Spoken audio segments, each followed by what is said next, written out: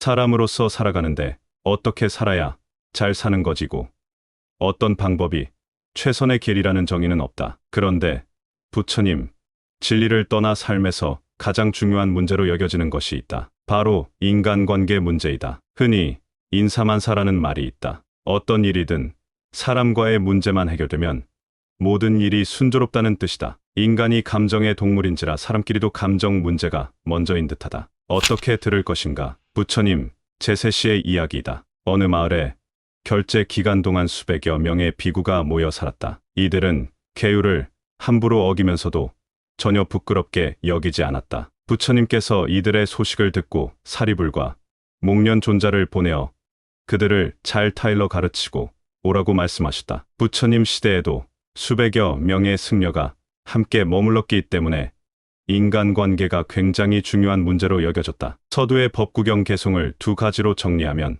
다음과 같다. 첫째, 남에게 관심을 갖고 충고를 통해 사람들을 좋은 길로 인도해 주어라. 둘째, 혹 누군가 그대에게 충고하면 감사하게 여기고 그를 존경하라. 그런데 이렇게 할 수 있을까?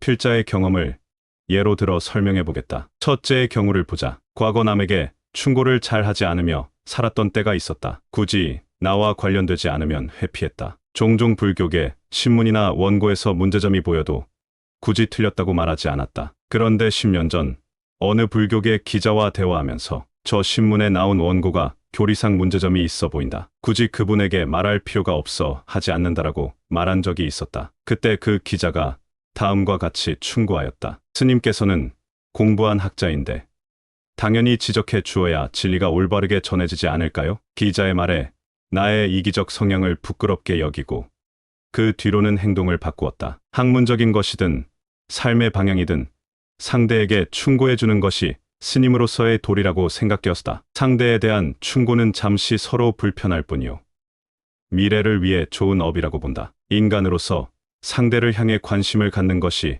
당연하며 충고 또한 일종의 애정이다. 그러면 그 반대인 무관심은 어떨까? 중국에는 사오관신스라는 말이 있다. 남이 어떻게 되든 말든 자신과 관련되지 않으면 간섭하지 않는다는 뜻이다. 이는 중국의 관습적 문화로 중국인들의 좋지 않은 습관 가운데 하나이다. 옆에서 사람이 죽어도 돌아보지 않을 정도이며 남이 어려움에 처해도 전혀 돌보지 않는 못된 버릇이다. 실제 어떤 할아버지가 길을 지나다 뇌출혈로 쓰러졌는데 몇 시간 동안 수십여 명이 지나가면서도 눈길 한 번 주지 않았다. 결국 할아버지는 골든타임을 놓쳐 사망하고 말았다. 설마 그럴 리가?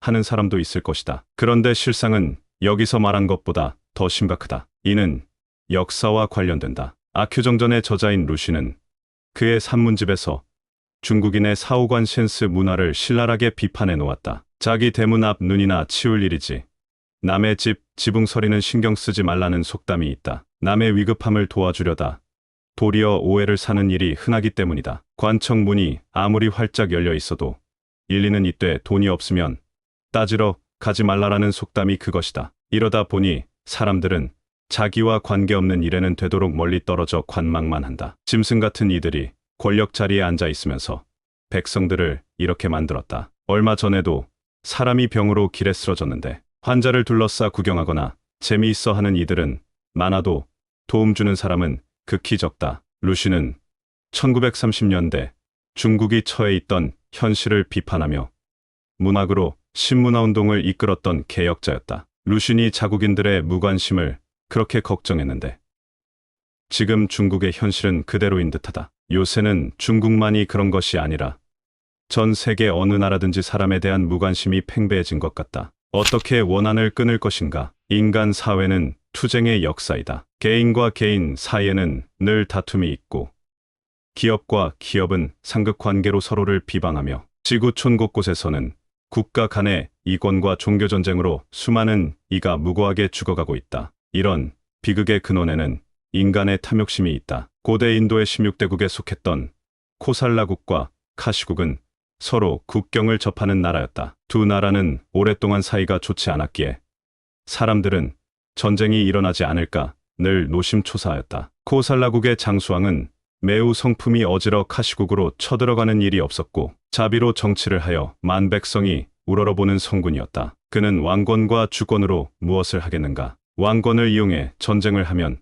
국민만 시달릴 뿐이다라는 생각을 갖고 있었다. 반면 이웃나라 카시국의 범해왕은 코살라국을 호시탐탐 노리고 있었다. 어느 해 카시국이 코살라국에 쳐들어갔는데 오히려 카시국의 왕이 포로가 되었다. 장수왕은 자비로운 마음으로 그를 풀어주며 사이좋게 지내자라고 했다. 몇 년 뒤 범해왕은 다시 코살라국에 쳐들어갔다. 결국 코살라국은 망했고 왕족들은 노예가 되었다. 다행히 장수왕의 태자 장생은 궁궐을 몰래 빠져나가 목숨을 보전할 수 있었다. 세월이 흐른 뒤 장생은 부친의 원한을 풀기 위해 자진해서 카시국의 신하가 되었다. 마침내 장생은 카시국 왕의 신뢰를 얻었다. 그러던 어느 날 왕이 장생의 무릎을 베고 잠이 들었다. 장생은 원수를 죽일 수 있는 기회는 바로 이때다 싶어 칼을 빼들었다. 왕을 죽이려는 찰나 아버지가 떠올랐다. 장수왕은 늘 원한을 원한으로 갚지 말라. 원한을 원한으로 갚으면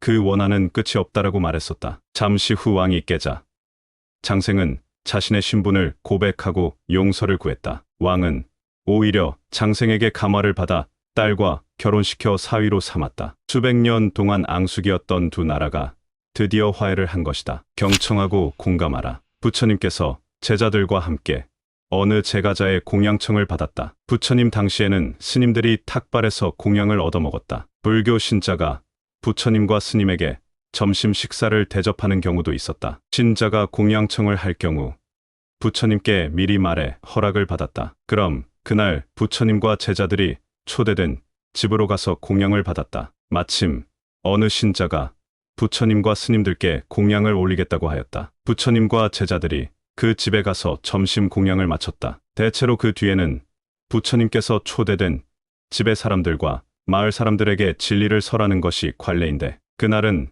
부처님께서 법을 설하지 않고 가만히 앉아 계셨다. 그 무렵 한 농부가 법문을 듣기 위해 헐레벌떡 뛰어들어와 뒷자리에 앉았다. 그 농부는 부처님의 설법을 듣기 위해 일찍 오려고 했으나 갑자기 우리를 뛰쳐나간 소를 찾기 위해 들판을 쏘다니다 법문 장소에 늦게 온 것이었다. 부처님께서 그 농부에게 밥을 먹었냐? 라고 물었고 그 농부가 먹지 않았다라고 답하자 부처님께서 농부에게 어서 저쪽으로 가서 밥을 먹고 오너라라고 말씀하셨다. 그 농부가 밥을 다 먹고 돌아온 뒤에야 부처님께서는 진리를 설하셨다. 법문을 마치고 모든 대중이 사찰로 돌아가는 도중에 한 제자가 물었다. 부처님께서는 왜 아까 법을 설하지 않고 그 농부가 밥 먹고 올 때까지 기다렸다가 진리를 설하셨습니까? 그러자 부처님께서 말씀하셨다. 그는 황소를 찾으려 동분서주하느라 밥을 먹지 못했다. 내가 법을 설할 때 그가 법문 듣다가 배고픔을 느낀다면 그는 배고픔 때문에 진리를 충분히 받아들이지 못한다. 그래서 먼저 그의 배고픈 고통을 먼저 해결해 준 것이다. 그가 황소를 찾느라고 헤매었으니 얼마나 배가 고팠겠느냐? 이 세상에서 배고픔만큼 견디기 어려운 고통은 없느니라. 고통 중에 배고픔으로 인한 고통이 가장 크다고 한다. 그래서 우리나라 속담 중에도 잘 먹고 죽은 귀신은 때깔도 좋다라는 말이 있지 않은가? 인생을 함께할 벗이 있는가? 중복 명본선사는 참선하는데 훌륭한 벗을 얻어야 금생의 공부를 마칠 수 있다라고 하였다. 부처님도 그러셨다. 자바암경에 이런 내용이 있다. 아난이 부처님께 여쭈었다. 세존이시여, 수행자에게 좋은 도반이 있으면 그 사람은 수행의 반을 완성한 것이 아닐까요? 아나나, 그렇지 않다. 좋은 벗이 있다는 것, 좋은 도반이 있다는 것, 좋은 사람들에게 둘러싸여 있다는 것은 수행의 전부를 완성한 것과 다름이 없느니라. 불교에서는 친구라는 말보다 길벗이라는 뜻의 도반을 쓴다. 또한 승우라는 말이 있다. 서로 탁마하고 격려하는 친구를 말하는데 천우배를 떠나 둘이 함께 나란히 걷는다는 동행의 의미이다. 어느 선사의 어록에는 승려들이 모여있는 것을 보고 좋은 벗들이 구름같이 모여 우정을 두터이 한다라고 하였다. 수타니파타에서도 좋은 도반을 만나지 못하면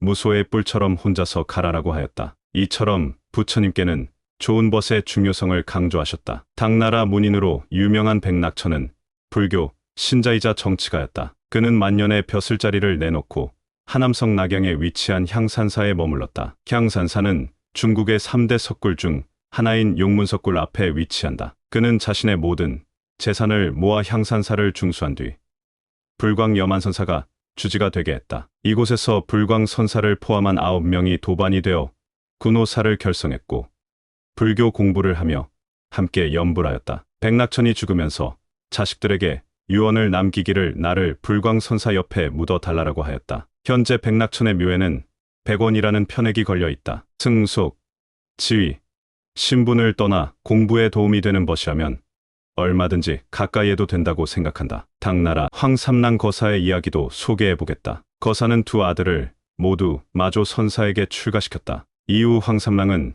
출가한 아들들이 사찰에서 잘 적응하는지 걱정되어 사찰로 찾아갔다. 두 아들을 만난 아버지가 아들 스님들에게 이렇게 말한다. 옛사람이 말하기를 나를 낳은 이는 부모요, 나를 완성해주는 이는 벗이라고 했습니다. 두 스님은 나의 자식이지만 출가자가 되었으니 나의 도반이 되어 이 늙은 이를 잘 지도해 주십시오. 세상을 살면서 진정한 벗을 만나기란 쉽지 않다. 서로 가치관이 맞는 사람과 인연이 되기도 쉽지 않지만 그 인연을 꾸준히 이어가는 것 또한 쉽지 않다. 스마트폰에 수백에서 수천 명의 지인 이름이 저장되어 있을 것이다. 과연 그 중에서 그대를 알아주는 지음이 몇 명이나 되는가?